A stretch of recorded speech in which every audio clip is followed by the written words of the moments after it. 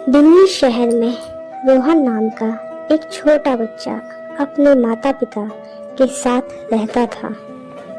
रोहन पढ़ने में कुछ खास तो नहीं था। उसकी इसी बात से रोहन के माता पिता बहुत परेशान रहते थे। एक दिन रोहन अपने माता पिता से फोन दिलाने की जिद करने लगा। फोन की बात सुनकर रोहन के पिता ने उसे फोन देने से साफ मना कर दिया। यह सुनकर रोहन काफी उदास हो गया। फिर रोहन ने अपने माता पिता से कहा, पापा, मेरे सभी दोस्त स्कूल के प्रोजेक्ट का सारा काम फोन से ही करते हैं, जिस वजह से उनके हमेशा मेरे से अच्छे मार्क्स आते हैं। मैं ही हमेशा उनसे पीछे रह जाता हूँ। यह सुनकर रोहन की मम्मी रोहन को फोन दिलाने के लिए राजी हो गई और उन्होंने अपने पति को भी रोहन को फोन दिलाने के लिए मना लिया। इसके बाद रोहन के पिता ने यह शर्त रखी कि वो रोहन को कोई पुराना फोन ही दिलाएंगे। यह सुनकर रोहन खुश था। अगले ही दिन रोहन के पापा ने उसे एक पुराना फोन लाकर दे दिया, जिसे देखकर रोहन बहुत खुश हुआ। कुछ दिन तक तो रोहन फोन का सिर्फ उतना ही इस्तेमाल करता जितनी की उसे जरूरत थी। लेकिन एक दिन अचानक रोहन के एक दोस्त ने उसे पबजी गेम के बारे में बताया, जिसे सुनकर रोहन को बड़ी ही रुचि आई और उसने उस गेम को अपने फोन में डाउनलोड कर लिया। गेम को डाउनलोड कर रोहन अपना पूरा दिन उसी में बिताने लगा।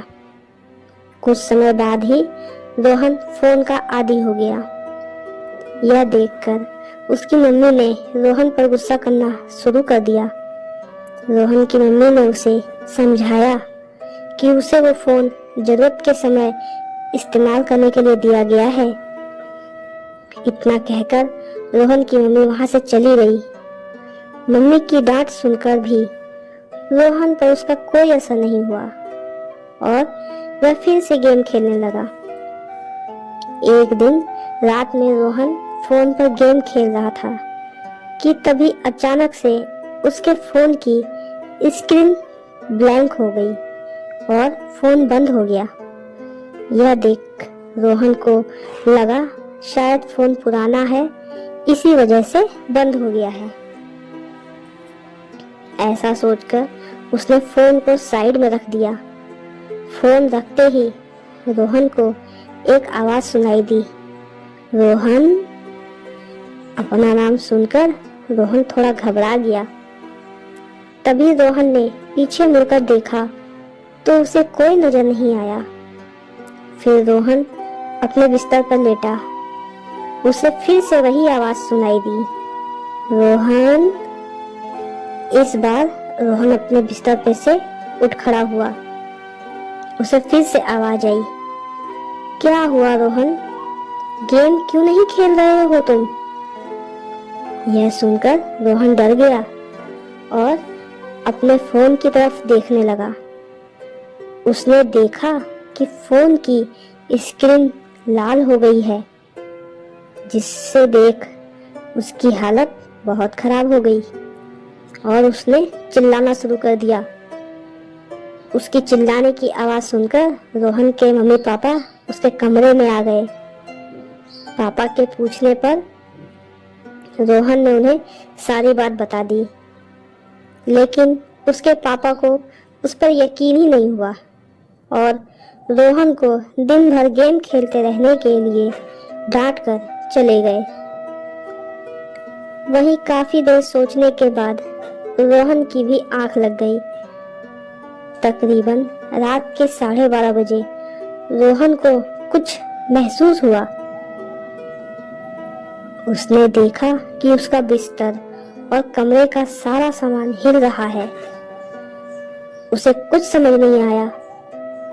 जब वो अपने बिस्तर से उतरा तो उसने देखा कि उसका फोन हवा में उड़ रहा है। और उसके फोन से आवाजें आ रही हैं। रोहन, क्या हुआ? गेम क्यों नहीं खेल रहे हो तुम? अपने सामने इतना डरावना नजारा देख रोहन डर कर बेहोश हो गया। अगली सुबह जब वो उठा तो उसने सारी बात अपने माता पिता को बताई, लेकिन उन्होंने रोहन की एक न सुनी। ऐसे ही दिन बीतने लगे। कुछ दिनों बाद जब कुछ नहीं हुआ तो रोहन ने फिर से पबजी खेलना शुरू कर दिया। बहुत रात हो गई थी और रोहन पबजी खेल रहा था कि तभी रोहन को अपने फोन पर एक डरावना चेहरा दिखा, जिसे देखकर वह डर कर कांप गया। रोहन को अपने फोन पर एक बच्चे का चेहरा दिखाई दिया, जिसकी आंखें खून जैसी लाल, चेहरा एकदम काला और होठों के पास एक बड़ा सा घाव था, जिसे देख रोहन ने तुरंत अपना फोन फेंक दिया और जोर जोर से चिल्लाने लगा, मम्मी पापा, मम्मी पापा। इतने में ही रोहन के मम्मी पापा उसके कमरे में आ गए। रोहन की बुरी हालत देख उसके मम्मी पापा डर गए।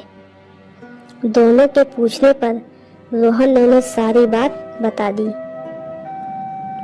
सारी बात सुनने के बाद रोहन के पापा ने फोन की तरफ अपना हाथ बढ़ाया, लेकिन फोन हवा में उड़ गया और उसमें से आवाजें आने लगी।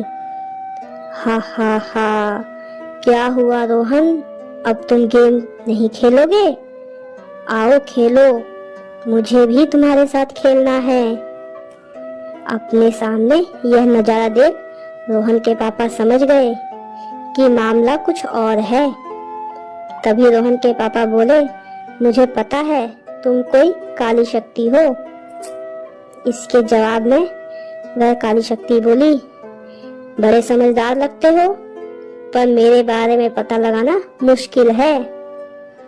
मुझे तो बस रोहन के साथ ये पबजी गेम खेलना है। इतना कहकर आवाज बंद हो गई और फोन जमीन पे गिर गया। इसके बाद रोहन के पापा ने किसी तांत्रिक को बुलाने का फैसला किया। अगले ही दिन रोहन के पापा ने एक तांत्रिक को घर पर बुलाया। तांत्रिक फोन देखकर समझ गया कि इसमें कोई आत्मा है, जिसके बाद उसने यह बात रोहन के मम्मी पापा को बता दी। इस बात को सुन दोनों काफी डर गए और तांत्रिक ने इसका समाधान निकालने को कहा, जिसके बाद तांत्रिक ने मंत्र पढ़ना शुरू किया। आल तू जलाल तू, इस बुरी बला को टाल तू और इस आत्मा के बारे में बता तू। तांत्रिक के मंत्र पढ़ते ही भूत फोन से निकल के सामने आ गया। सब भूत को देखकर हैरान हो गए, क्योंकि वह किसी छोटे बच्चे का भूत था। जिसके बाद तांत्रिक ने उस भूत बच्चे से पूछा कि तुम कौन हो। भूतिया बच्चे ने बताया कि वो रोहन को सबक सिखाना चाहता है। सबक सिखाने वाली बात पर तांत्रिक ने पूछा कि रोहन ने तुम्हारा क्या बिगाड़ा है जो तुम उसे सबक सिखाना चाहते हो। इतना सुनने के बाद उस भूतिया बच्चे ने अपनी कहानी बतानी शुरू की। मैं भी रोहन की तरह एक जिद्दी बच्चा था। जिस तरह रोहन ने अपने फोन के लिए घर में जिद की थी, मैंने भी वैसा ही किया था और फोन आने के बाद मैं भी पबजी जैसे खेल के पीछे पागल हो गया। फोन का ज्यादा इस्तेमाल करने की वजह से मुझे भी रोज मम्मी पापा से डांट पड़ती थी, लेकिन मैं उनकी सुनता ही नहीं था। एक दिन मम्मी ने मेरा फोन लेकर कहीं छुपा दिया। ये जानने के बाद मैं घर की छत पर जाकर उन्हें धमकी देने लगा कि मुझे मेरा फोन दे दो, वरना मैं कूद जाऊंगा। लेकिन उन्हें डराने के चक्कर में मेरा पैर फिसल गया और मैं छत से गिर गया, जिसके बाद मेरी मौत हो गई और मेरी आत्मा इस फोन में बस गई। कहानी सुनने के बाद तांत्रिक ने उससे पूछा कि तो इसलिए तुम्हारे मम्मी पापा ने यह फोन बेच दिया? इस पर उस भूतिया बच्चे ने बोला, उन्हें तो इस बारे में पता ही नहीं था, बस मेरी याद ना आए इसीलिए फोन को बेच दिया। जब मैं यहाँ आया तो मुझे रोहन में भी वैसा ही दिखा जैसा कि मैं था। मैं तो बस रोहन को डराना चाहता था कि वह पबजी गेम ना खेले, क्योंकि वो भी इसका आदी हो गया है और दिन भर बस फोन में ही लगा रहता है। मुझे पता है जब आप अपने घर वालों से दूर हो जाते हो तो कैसा लगता है। यह सब बातें सुन रोहन को एहसास हुआ कि वह कितनी बड़ी गलती कर रहा था। उसने भूत को बोला कि वो अब से फोन का बस उतना ही इस्तेमाल करेगा जितने की उसे जरूरत है और मम्मी पापा की बात भी मानेगा। यह सब सुनकर भूत वहां से चला गया।